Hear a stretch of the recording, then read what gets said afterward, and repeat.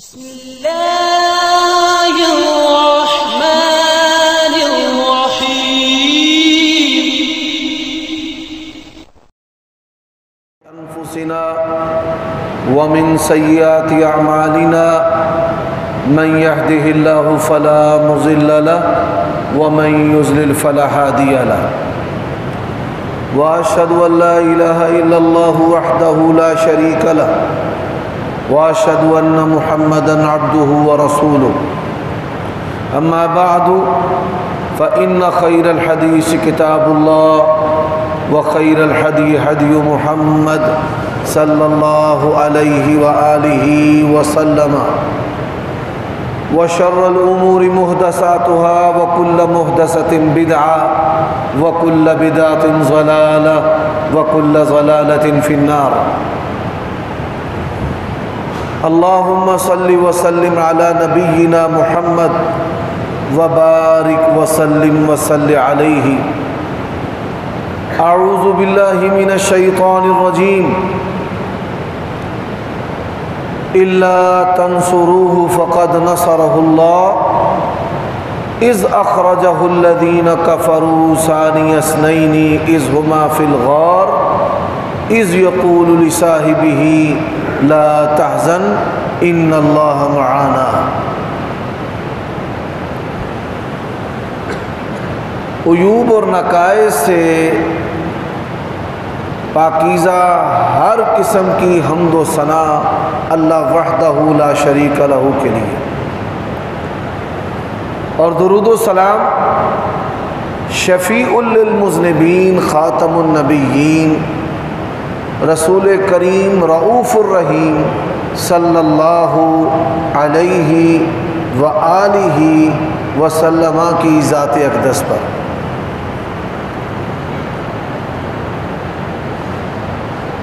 سورۃ توبہ کی آیت کریمہ کا ایک حصہ میں نے ابھی آپ کے سامنے تلاوت کیا ہے۔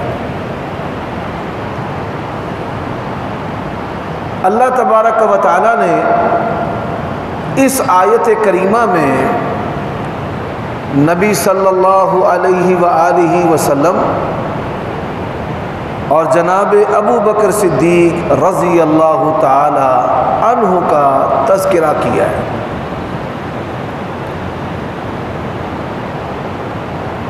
جب انہوں نے مکہ سے مدینہ کی طرف ہجرت کی اور مشرکین جو ہیں وہ آپ کو قتل کرنے کے لیے آپ صلی اللہ علیہ وآلہ وسلم کو تلاش کر رہے تھے، نبی علیہ الصلوۃ والسلام نے ابو بکر صدیق رضی اللہ تعالیٰ عنہ کے ساتھ ایک غار کے اندر پڑاؤ ڈالا جسے غار ثور کہا جاتا ہے۔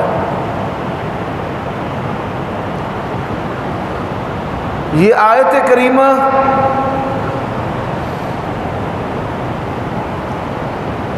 جناب ابو بکر صدیق رضی اللہ تعالیٰ عنہ کی فضیلت کے لیے ایک بہت بڑی دلیل ہے کہ اللہ تبارک و تعالیٰ نے ہجرت کے اس عظیم سفر کے لیے آپ صلی اللہ علیہ وآلہ وسلم کے رفیق سفر کا جو انتخاب ہے وہ ابو بکر صدیق رضی اللہ تعالی عنہ کا ہے۔ اس حوالے سے گزشتہ خطبہ جمعہ میں ابو بکر صدیق رضی اللہ تعالی عنہ کی شان، منقبت اور ان کا امت میں کیا مقام و مرتبہ ہے گزشتہ خطبہ جمعہ میں باتیں ہو چکی ہیں۔ آج کے خطبہ جمعہ میں ابو بکر صدیق رضی اللہ تعالیٰ عنہ کے حوالے سے میں 10 باتیں آپ کی خدمت میں عرض کرنا چاہتا ہوں کہ اللہ تبارک و تعالیٰ نے ان کو یہ جو مقام اور مرتبہ اور درجہ عطا کیا ہے یہ کس وجہ سے؟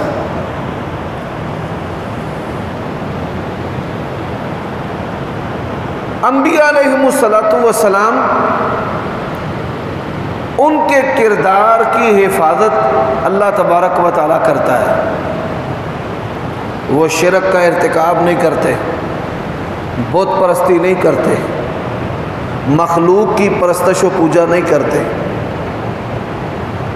نہ اعلان نبوت سے پہلے اور اعلان نبوت کے بعد تو اس کا تصور ہی نہیں.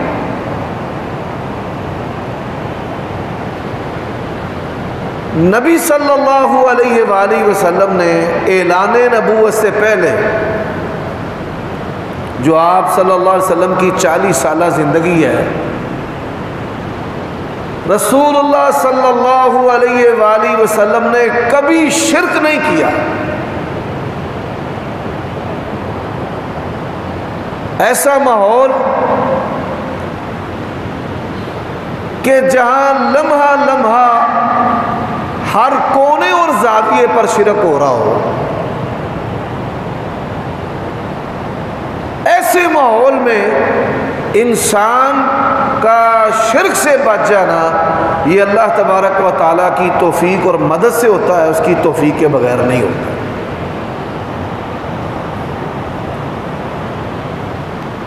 یہ بات بڑے نکتے کی ہے. انسان اپنے والدین،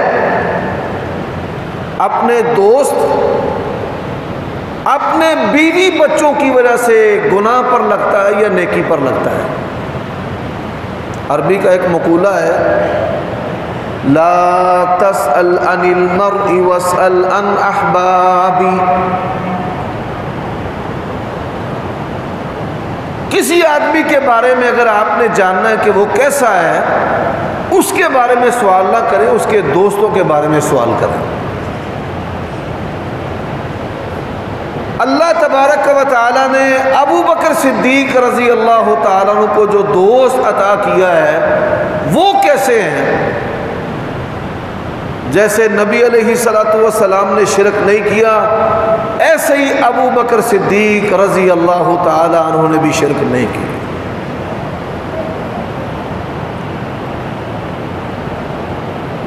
حضرات دوسری چیز، انسان کا جو کردار ہے وہ جاننے کے لیے لوگ سوال کرتے ہیں کہ یہ مالی طور پر کرپٹ تو نہیں ہے. نبی علیہ الصلوۃ والسلام نے اعلان نبوت سے پہلے کبھی بھی حرام جو چیز ہے، حرام تو بڑی دور کی بات ہے، جس چیز کے اندر بھی شک و شبہ ہے رسول اللہ صلی اللہ علیہ وسلم نے چکھنا تو دور کی بات، اسے انگلی بھی نہیں لگائی. اور ابو بکر صدیق رضی اللہ تعالی عنہ، ان کا کردار بھی نبی علیہ الصلوۃ والسلام جیسا تھا. انہوں نے بھی زندگی، پوری زندگی، ساری زندگی حرام دور کی بات ہے، کبھی شک اور جو شبہ اس کے قریب بھی نہیں گئے. بلکہ ایک واقعہ آتا ہے، آپ یہ سن کر حیران ہوں گے. یہ میں جو آپ کے سامنے دو باتیں کر چکا ہوں یہ نبی علیہ الصلوۃ والسلام کے اعلان نبوت سے پہلے کی ہیں کہ اعلان نبوت سے پہلے اللہ کے نبی نے شرک نہیں کیا اور پیارے ابو بکر صدیق نے بھی شرک نہیں کیا. نبی علیہ الصلوۃ والسلام نے مال حرام کو انگلی بھی نہیں لگائی اور پیارے ابو بکر صدیق رضی اللہ تعالی عنہ نے بھی نہیں لگائی. ایک واقعہ آتا ہے، ابو بکر صدیق رضی اللہ تعالیٰ عنہ نبی علیہ الصلوۃ والسلام کے پاس مٹھائی لے کر آئے. سید عائشہ رضی اللہ تعالیٰ عنہ بیان کرتی ہیں شہد اور جو مٹھائی ہے، میٹھی جو چیزیں، میٹھے پکوان، یہ نبی علیہ الصلوۃ والسلام کو بڑے پسند تھے. اب وہ آپ صلی اللہ علیہ وسلم کی پسند کو جانتے ہوئے مٹھائی نبی علیہ الصلوۃ والسلام کے پاس لے کر آئے۔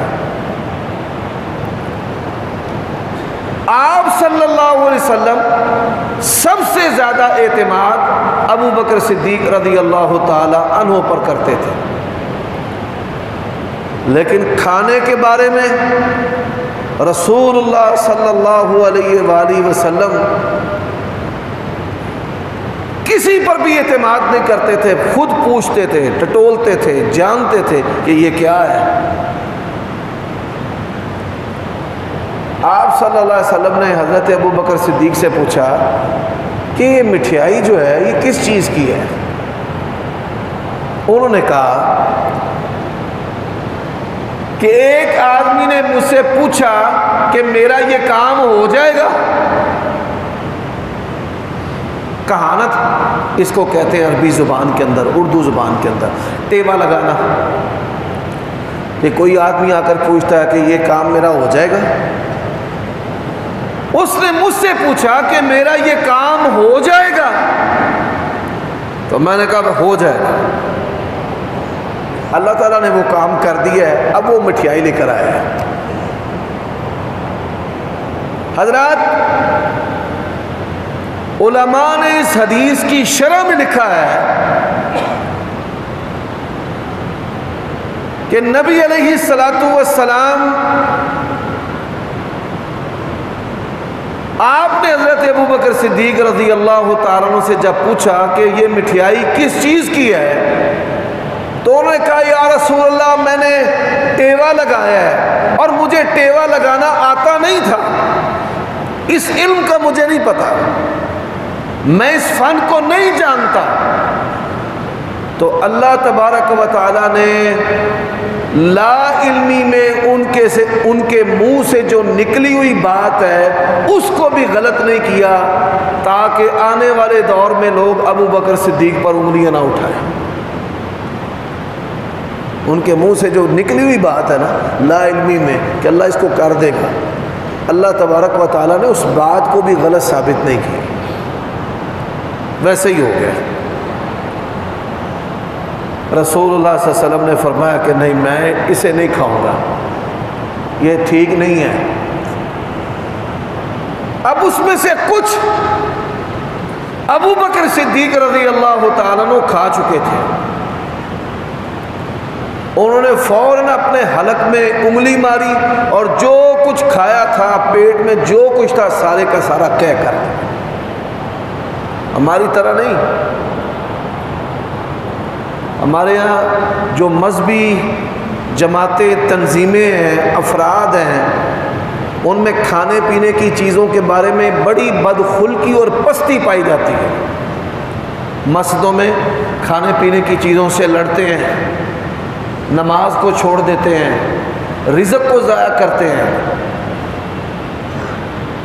ہر بندہ اس کوشش میں ہوتا ہے کہ میں اچھا کھاؤں اور دوسرا جو ہے وہ مجھ سے کم ہی کھائے یا میں زیادہ کھاؤں۔ یہ ساری چیزیں ایمان اور اخلاقیات کے منافی۔ نبی صلی اللہ علیہ وآلہ وسلم آپ بکری کا گوشت بڑا پسند کرتے تھے۔ لوگ کہتے ہیں کہ نبی علیہ الصلوۃ والسلام کو کدو بڑا پسند تھا، بات پوری نہیں کرتے۔ انس بن مالک رضی اللہ تعالیٰ عنہ نبی علیہ السلام کے ساتھ کھانا کھا رہے ہیں، یہ خادم تھے۔ یقین جانیے کھانے پر انسان کا پتہ چلتا ہے کہ یہ خاندانی ہے، ایمان اخلاق والا ہے یا نہیں۔ تو آپ صلی اللہ علیہ وآلہ وسلم گوشت بوٹیاں ان کے سامنے، وَيُؤْثِرُونَ عَلَىٰ أَنفُسِهِمْ وَلَوْ كَانَ بِهِمْ خَصَاصَةٌ، اپنے خادم کو عمدہ چیز کھلا رہے تھے اور خود رسول اللہ صلی اللہ علیہ وسلم کا دو پکڑ پکڑ کے کھا رہے تھے۔ ہمیں بھی کوئی ایسا مولوی دکھا دیں کہ جو درجہ دوم، سوم، چارم کی چیزیں کھائے اور اپنے متوسلین اور خدام کو، اپنے عقیدت مندوں کو اچھی اور اعلیٰ چیزیں کھلائے۔ ہم نے کیا دیکھا ہے، جب یہ ختم وغیرہ ہوتا ہے تو اعلیٰ اور عمدہ چیزیں مولوی کھا جاتے ہیں، اور جو چھلکے وغیرہ ہوتے ہیں بچا ہوا مال وہ تبرک کے نام پر تقسیم ہو رہا ہوتا ہے۔ تو میرے بھائیوں، قصہ مختصر، نبی علیہ الصلوۃ والسلام نے کبھی اعلان نبوت سے پہلے شرک نہیں کیا، پیارے ابو بکر صدیق نے بھی نہیں کیا۔ آپ صلی اللہ علیہ وسلم نے کبھی مال حرام کو نہیں چکھا، حضرت ابو بکر صدیق نے بھی نہیں چکھا۔ تیسری چیز، وَلَا تَقْرَبُوا الْفَوَاحِشَ مَا ظَهَرَ مِنْهَا وَمَا بَطَنَ۔ اللہ کے نبی نے فرمایا جو بندہ مجھے 2 لوتھڑوں کی ضمانت دے میں اسے جنت کی ضمانت دیتا ہوں، ایک زبان اور ایک شرمگاہ۔ یہ زبان ایک تو بولنے کے گناہ ہے، دوسرا کھانے کے بھی گناہ ہے۔ پیٹ جو ہے یہ بڑا ظالم ہے، اپنے آپ کو بھرنے کے لیے انسانوں سے گناہ کرواتا ہے، اور اسی طرح جو شرمگاہ کا فتنہ ہے، اللہ تبارک و تعالیٰ اس فتنے سے ہمیں، ہماری اولادوں کو، ہمارے بوڑھوں کو، ہمارے معاشروں کو محفوظ فرمائے۔ تو فواحش، زنا، بدکاری، بے حیائی، آپ صلی اللہ علیہ وآلہ وسلم نبوت سے پہلے کبھی ان چیزوں کے قریب بھی نہیں گئے، آپ کبھی ان کی طرف مائل ہی نہیں ہوئے، ان کی طرف کبھی دیکھا ہی نہیں۔ تو ایسے ہی اللہ تعالیٰ نے کردار حضرت ابو بکر صدیق کو عطا کیا تھا کہ انہوں نے بھی نبی علیہ السلام کی نبوت کو تسلیم کرنے سے پہلے کبھی بھی فواحش کا ارتکاب نہیں کیا۔ یہی وجہ ہے کہ جو لوگ ابو بکر صدیق رضی اللہ تعالیٰ عنہ کے دشمن ہیں وہ آج تک حضرت ابو بکر رضی اللہ تعالیٰ عنہ کے ایمان پر تنقید نہیں کر سکے، ان کے کردار پر انگلی نہیں اٹھا سکے کہ ابو بکر نعوذ باللہ مالی طور پر کرپٹ تھے، جنسی طور پر کرپٹ تھے۔ آج تک کوئی کافر، کوئی اپنے آپ کو مسلمان کہلوانے والا، کوئی نیلا پیلا کالا، اللہ کی قسم ہے اس کے اندر یہ جرأت ہی نہیں ہے کہ وہ حضرت ابو بکر صدیق کے ایمان پر یا کردار پر انگلی اٹھا سکے۔ اللہ تعالیٰ نے ان کو ایسا بنایا تھا، پروردگار کے علم میں تھا کہ یہ میرے نبی کا دوست ہے اور ان کے ساتھ شب و روز ہے، اور میں نے اپنے نبی کو دوست کیسا دینا ہے۔ حضرات، چوتھی چیز، اعلان نبوت سے پہلے نبی صلی اللہ علیہ وآلہ وسلم کسی منصب، کرسی، عہدے کے حریص نہیں تھے، اور نہ ہی بعد میں۔ ہرقل بادشاہ کے دربار میں ابو سفیان، ان سے پوچھا گیا رضی اللہ تعالیٰ عنہ کہ کیا وہ کرسی چاہتا ہے، اقتدار چاہتا ہے؟ تو ابو سفیان جو سخت ترین دشمن تھے انہوں نے کہا لا، نبی علیہ الصلوۃ والسلام کرسی اور اقتدار نہیں چاہتے۔ حضرات، جس طرح نبی علیہ الصلوۃ والسلام کرسی، اقتدار اور عہدے کے حریص نہیں تھے، اسی طرح ہی ابو بکر صدیق رضی اللہ تعالیٰ عنہ بھی کرسی اور عہدے کے حریص نہیں تھے۔ نبی علیہ الصلوۃ والسلام نے فتح مکہ سے پہلے ان کو امیر حج مقرر کیا، ابو بکر صدیق رضی اللہ تعالیٰ عنہ، پیچھے حضرت علی کو بھیجا۔ حضرت علی کے پاس نبی علیہ الصلوۃ والسلام کی اونٹنی تھی، اور صحابہ کرام نبی علیہ الصلوۃ والسلام کی اونٹنی کی چال کو اور قدموں کو فوراً پہچان لیتے تھے۔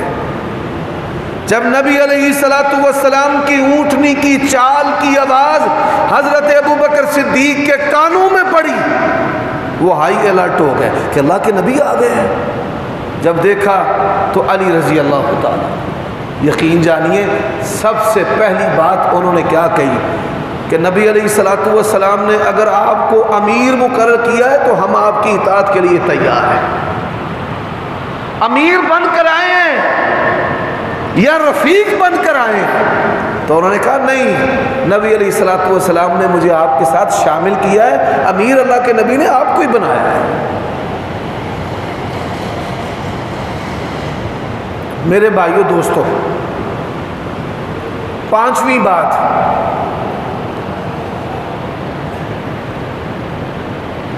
مشرکین مکہ کی اور عربوں کی یہ عادت تھی،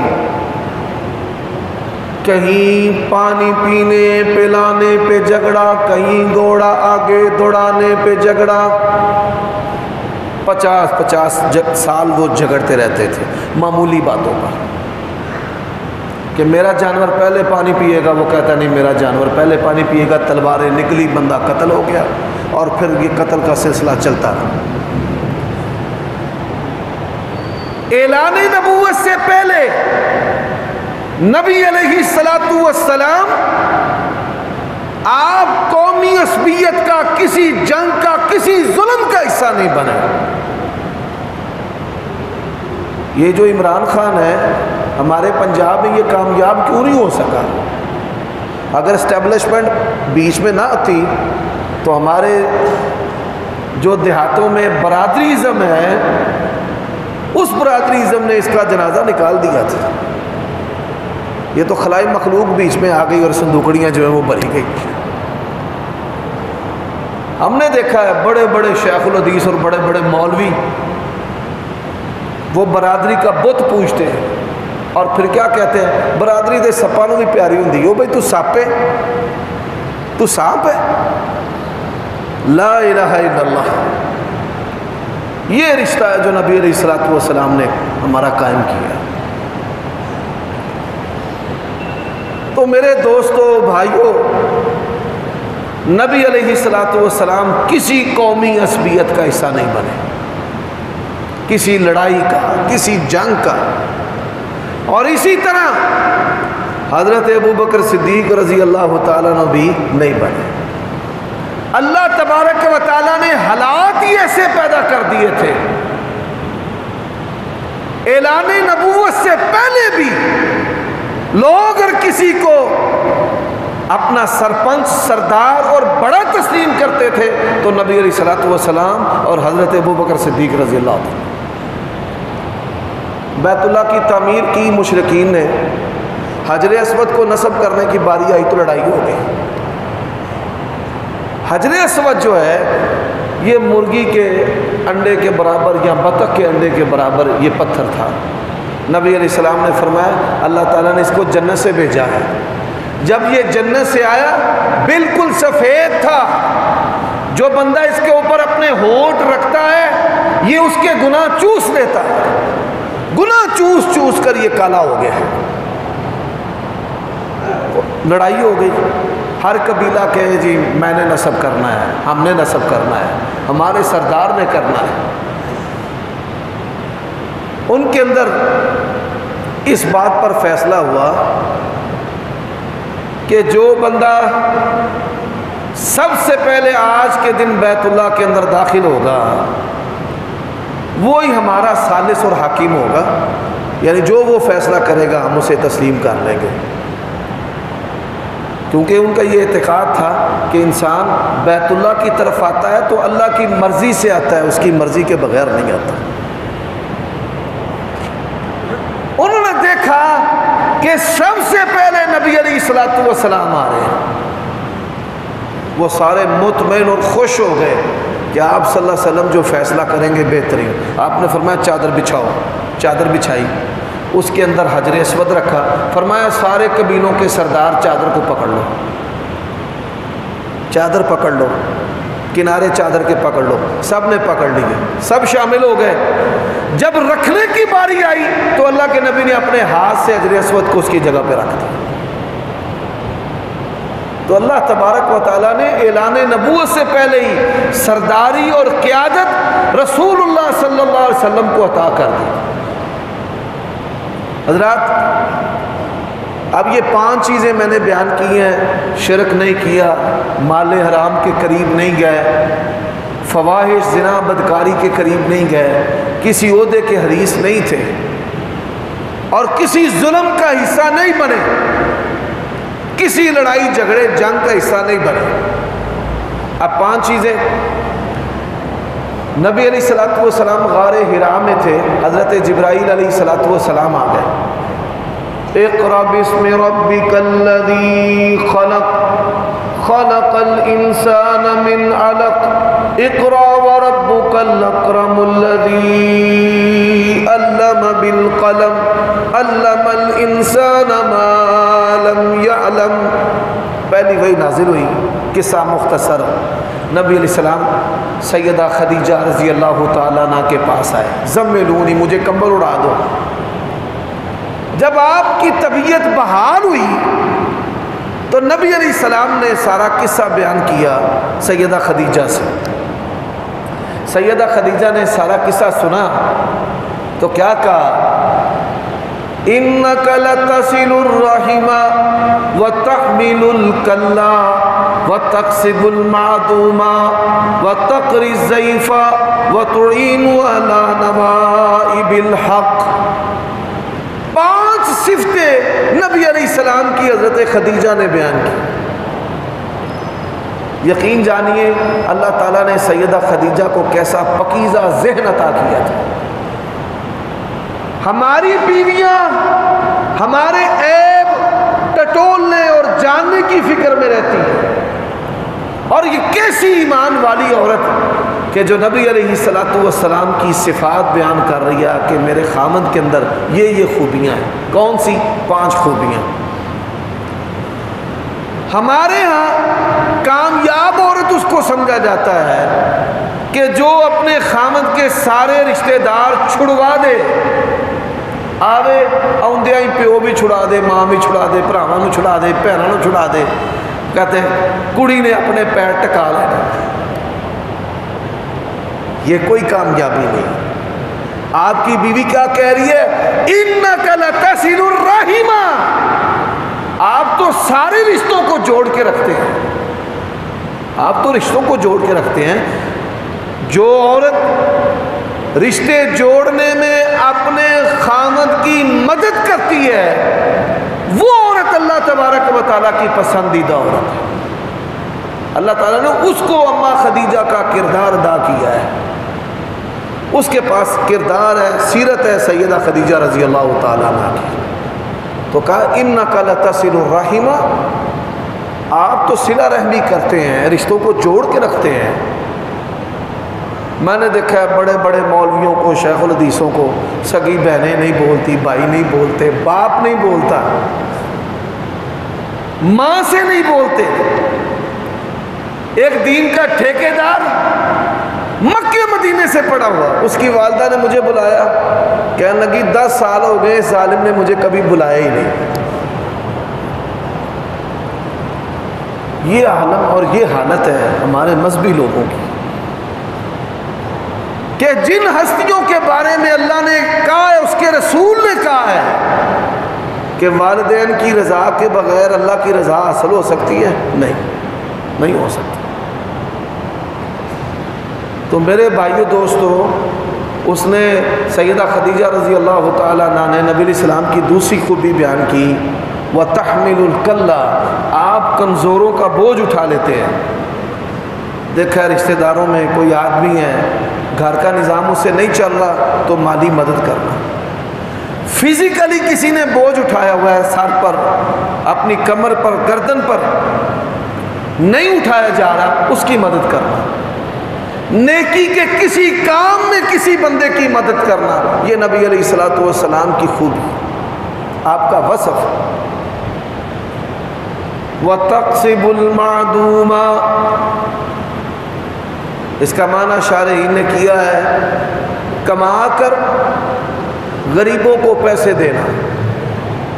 یہ بڑا اوکھا کام ہے، اللہ کی توفیق سے نہیں ہے کہ انسان غریبوں کی مالی مدد کرے، کمائے خود اور ان کو دے۔ چوتھی خوبی بیان کی، وَتَقْرِي الضَّيْفَ، آپ مہمانوں کی مہمان نوازی کرتے اور پانچویں خوبی وَتُعِينُ عَلَى نَوَائِبِ الْحَقِّ آپ حق بات کے لیے ڈٹ جاتے ہیں۔ حضرات یہ سیدہ خدیجہ نے نبی علیہ السلام کی 5 خوبیاں بیان کی۔ صلہ رحمی کرنا، کمزوروں کی مدد کرنا، بوجھ اٹھانا، مہمان نوازی کرنا، حق بات کے لیے ڈٹ جانا۔ ابو بکر صدیق رضی اللہ تعالیٰ عنہ ان کی بھی یہ 5 صفات میں نہیں بیان کر رہا، کوئی اہل حدیث کوئی اہل سنت وہ نہیں بیان کر رہا، ایک وہ بندہ بیان کر رہا ہے جو غیر مسلم ہے، کافر ہے، مشرک ہے۔ اس نے کب بیان کی؟ ابو بکر صدیق رضی اللہ تعالیٰ عنہ حبشہ کی طرف ہجرت کر رہے ہیں۔ مکہ سے جو حبشہ کی طرف سڑک جاتی، اس سڑک پر جزیرہ عرب کا سردار، قریشی سردار وہ آ رہا تھا۔ اس نے دیکھا ابو بکر صدیق، اور وہاں کدھر جا رہے ہو؟ ابو بکر صدیق رضی اللہ تعالیٰ کہتے ہیں سردار جی، اور میری قوم نے میرا وہاں پہ رہنا مشکل کر دیا ہے، میں اپنے دین پر عمل کرنے کے لیے کہ آزادی سے عمل کر رہا ہوں، اللہ کی زمین میں نکل رہا ہوں کہ جہاں مجھے دین پر عمل کرنے کا موقع ملے میں وہاں پر پڑاؤ ڈال۔ اس نے جب یہ سنا نا کہ یہ مکہ چھوڑ کے جا رہا ہے، اس نے کہا ارجع الی قومک، چل واپس، انک لتصل الرحیم، وہی پہلا لفظ جو حضرت خدیجہ نے بیان کیا قریشی سردار نے ابو بکر صدیق کا۔ وَتَحْمِلُ الْكَلَّةَ، کمزوروں کا بوجھ اٹھانے والے، وَتَقْسِبُ الْمَعْدُومَ، مالی مدد کرنے والے، وَتَقْرِي الضَّيْفَ، مہمان نوازی کرنے والے، وَتُعِينُ عَلَى نَوَائِبِ الْحَقِّ۔ میرے بھائیوں دوستو، اعلان نبوت سے پہلے بھی اللہ کے نبی جیسے ابو بکر تھے، اور اعلان نبوت کے بعد بھی اللہ کے نبی جیسے ابو بکر تھے۔ وہ 5 صفات جو سیدہ خدیجہ نے اللہ کے نبی کی بیان کی، وہی 5 صفات اللہ نے ایک کافر کی زبان سے ابو بکر کے لیے ادا کی۔ آج لوگ باتیں کرتے ہیں، میں ان سے سوال کرتا ہوں بتائیے کہ وہ کون سا اللہ کا حکم ہے، کون سا اللہ کا حکم جو نازل ہوا ہو اور ماننے والوں میں سب سے پہلے ابو بکر صدیق نہ شامل؟ کوئی بتاؤ تو صحیح، مجھے کسی جنگ کا نام بتاؤ جس جنگ میں ابو بکر صدیق رضی اللہ تعالیٰ عنہ نبی علیہ السلام سے پیچھے رہے ہو، کوئی بتا دو کہ جی فلاں جنگ میں حضرت ابو بکر پیچھے رہ گئے تھے، ان کو اپنی جان بڑی پیاری تھی اور وہ پیچھے رہ گئے تھے۔ کوئی ایک مالی قربانی کا کوئی ایسا موقع بتاؤ کہ اللہ کے نبی نے کہا ہو کہ اللہ کی راہ میں تقسیم، اللہ کی راہ میں دو، اللہ کی راہ میں بانٹو، اور حضرت ابو بکر صدیق رضی اللہ تعالیٰ عنہ پیچھے رہے۔ حضرات ایک بچہ جو ہے وہ غریب ہے، ایک مالدار ہے، غریب بچے کو والدین پسند کرتے ہیں کہ ہم اس کے ساتھ رہیں۔ کیوں؟ وہ کہتے ہیں بے شک اس کے پاس مال کم ہے لیکن یہ ہمارے دل کی بات جانتا ہے، یہ ہمارے مزاج کو جانتا ہے، ہماری پسند ناپسند کو جانتا ہے۔ اللہ کی قسم ہے صحابہ کرام میں صرف ایک بندہ، صرف ایک، جو اللہ کے نبی کے مزاج کو، آپ کے دل کو، آپ کی پسند ناپسند کو جانتا ہے۔ نبی علیہ السلام تقریر کر رہے صحابہ سے، آپ نے فرمایا اللہ تعالیٰ نے اپنے بندے کو موقع دیا ہے کہ میرے پاس آنا ہے یا دنیا میں رہنا ہے، تو اللہ کے اس بندے نے اللہ کے پاس جانے کو پسند کر لیا ہے۔ حضرت ابو بکر صدیق رضی اللہ تعالیٰ عنہ انہوں نے رونا شروع کر دیا، رو رہے ہیں۔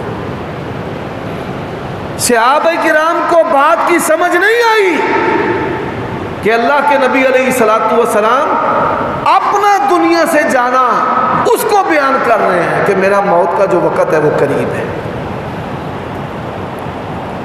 اور یہی وجہ ہے کہ نبی علیہ الصلوۃ والسلام نے فرمایا ان من امن الناس علی بصحبتہ ومالہ، فرمایا سب سے زیادہ مجھ محمد الرسول اللہ صلی اللہ علیہ وسلم پر مال اور وقت کے ذریعے احسان جس نے کیا ہے وہ ابو بکر صدیق ہے. اور آپ نے کیا کہا؟ میں نے دنیا میں ہر بندے کے احسان کا بدلہ دے دیا ہے، ہر بندے کے جس نے بھی مجھ پر نیکی کی ہے میں نے دنیا میں اس کو بدلہ دے دیا ہے. فرمایا سوائے ابو بکر کے میں محمد رسول اللہ دنیا میں اس کی نیکیوں کا بدلہ نہیں دے سکا.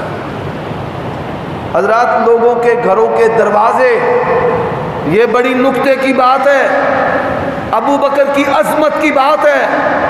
لوگوں کے دروازے مسجد نبوی کے سین میں کھلتے تھے، رش ہو گیا، آنے جانے میں دقت ہوتی تھی، نماز خطبہ میں دقت ہوتی تھی. آپ یوں ہی سمجھ لیں کہ یہ اس طرف دروازے ہوں اور باہر سے عورتوں نے اور بچوں نے جانا ہے تو نمازیوں میں سے گزرنا اور آنا اور جانا. تو رسول اللہ صلی اللہ علیہ وسلم نے کیا کہا؟ آپ نے فرمایا سدوا ابوابا، سارے دروازے جو کھلتے ہیں مسجد نبوی کے اندر بند کر دو. حضرت علی کا دروازہ بھی بند کر دیا گیا. حضرت علی کا دروازہ مسجد نبوی میں کھلتا تھا. نبی علیہ السلام کی بیٹی سیدہ فاطمہ کا دروازہ مسجد نبوی میں کھلتا تھا، بند کر دیا گیا. فرمایا الا باب ابی بکر، ابو بکر کا دروازہ جو مسجد میں کھلتا ہے نا وہ نہیں بند کر. اور حضرات آپ دیکھیے پوری مسجد نبوی جو ہے اس کو بند کر دیا جاتا ہے، پوری مسجد نبوی کو. آج بھی 11-12 بجے کا ٹائم ہوتا ہے، ساری مسجد نبوی جو ہے اس کو بند کر دیا جاتا ہے. 2 دروازے بند نہیں ہوتے. ایک باب السلام، مسجد نبی کا وہ پہلا دروازہ جس سے چل کر اللہ کے نبی کی قبر پر ہم سلام کہتے ہیں، اور باب السلام کے ساتھ دوسرا جو دروازہ ہے وہ باب ابی بکر ہے. 24 گھنٹے اور 1400 سال سے وہ دروازہ بند نہیں. خوخ ہے ابی بکر. دنیا کے جو بڑے بادشاہ ہوتے ہیں نا، بڑے، ان کو جو مذہبی پروٹوکول دیا جاتا ہے اس پروٹوکول میں کیا ہے کہ حضرت ابو بکر رضی اللہ تعالیٰ عنہ کا جو گھر ہے نا، اس گھر کا دروازہ کھول کر وہاں ان کو اندر بیٹھنے، چائے پانی خدمت، یہ چیز جو ٹریٹ ہے ان کو دی جاتی ہے. اور وہ دروازہ آج بھی ہے. آخری بات یہ کہتے ہیں جی حضرت فاطمہ وہ باغ لینے گئی اور ابو بکر صدیق نے دیا نہیں. اللہ ان لوگوں کو ہدایت عطا کرے. ایسا با کردار بندہ جس نے پانی کی طرح اپنا پیسہ اللہ کے نبی پر بہایا ہو، پانی کی طرح. اور ایسا با کمال آدمی حضرت ابو بکر صدیق رضی اللہ تعالیٰ عنہ خلیفہ بنے. بازار میں ان کا ٹھیلا تھا جہاں پہ بیٹھ کے کھڑے ہو کر یہ تجارت کرتے تھے. وہ کپڑا لیا تجارتی تو بازار کی طرف چل پڑے. عمر بن خطاب رضی اللہ تعالیٰ کو پتہ چلا امیر المومنین بازار میں تجارت کرنے کے لیے جا رہے ہیں. سبحان اللہ و بحمدہ سبحان اللہ العظیم. حضرت عمر رضی اللہ تعالیٰ دوڑے اور انہوں نے کہا اب تجارت کام نہیں کرنا، یہ جو کام ہے یہ سب سے بڑی ذمہ داری ہے. وہ کہنے لگے گھر کیسے چلے گا، بیت المال سے وظیفہ لے. آج بڑے بڑے علماء، اللہ والے علماء، اللہ تعالیٰ ان کو اولاد دیتا ہے، وہ تجارت کرتے ہیں. جب گھر میں پیسے آ جاتے ہیں تو وہ کیا کہتے ہیں ادارے والوں کو، بھائی میری تنخواہ بند کر دو، میرے گھر کا نظام بہت اچھا چلتا ہے. بعض علماء ایسے جو انتظامیہ کو کہتے ہیں کہ میری تنخواہ میں سے 2000 روپے آپ کم دیا کریں. میں نے اپنی بیوی سے مشورہ کیا ہے، ہمارا 16,000 میں گزارا ہو جاتا ہے، 18 کی ضرورت نہیں ہے. اللہ کی قسم ہے. اور یہ کس کی نقل اتارتے ہیں؟ یہ ابو بکر صدیق رضی اللہ تعالیٰ عنہ کی نقل اتارتے ہیں، جب ان کا وظیفہ مقرر کیا گیا تو 2 سونے کے جو سکے تھے وہ واپس کر دیے۔ کیوں واپس کیے؟ فرماتے ہیں 2 جو ہیں وہ ضرورت سے زائد ہے، ان کی ضرورت نہیں ہے۔ وہ با کمال ہستیاں ہیں کہ جنہوں نے اپنا مال لٹایا ہے اور کبھی اپنی مالی غیرت پر، میں نے دیکھا ہے کئی ایسے تاجر ہوتے ہیں ان کے اندر غیرت ہوتی ہے، وہ کسی کا پانی پھوکا سادہ پانی بھی پینا پسند نہیں کرتے بغیر مقصد کے۔ وہ کہتے ہیں کیوں بھائی؟ اللہ تعالیٰ نے ایسا مزاج حضرت ابو بکر صدیق رضی اللہ تعالیٰ عنہ کو عطا کیا تھا کہ وہ بلا مقصد، عمر بن عبدالعزیز ہے نا، لوگ ان کے گن گاتے ہیں، مانگنے والی آ گئی، اللہ سے دیو، وہ دیا بجھا کر نا اندر چلے گئے، دوجی منگنے والی آندھی ہے، انہیں ککھ دینا ہے، اس نے کیا دینا ہے؟ یہ تو اتنا شوم ہے کہ تھوڑی دیر کے لیے اس نے دیا بھی چلنے نہیں دیا۔ اندر گئے، سونے کے 2 سکے لا کے ان کو دیے، وہ حیران ہو گئی، سونے کے سکے؟ پھر آ کر دیا جلا دیا۔ وہ فرمانے لگے خیرات دینا یہ میرا ذاتی فعل ہے، اور یہ جو دیا ہے یہ بیت المال کے پیسوں سے چل رہا ہے، میں 2 منٹ 5 منٹ کے لیے بھی پسند نہیں کرتا کہ یہ لوگوں کا مال جو ہے وہ ضائع ہو۔ ایسے عظیم لوگ تھے۔ اللہ سے دعا ہے اللہ تعالیٰ جب تک زندہ رکھے ان کی محبت پر، اور جب موت دے تو ان کی محبت پر۔ وآخر دعوانا الحمد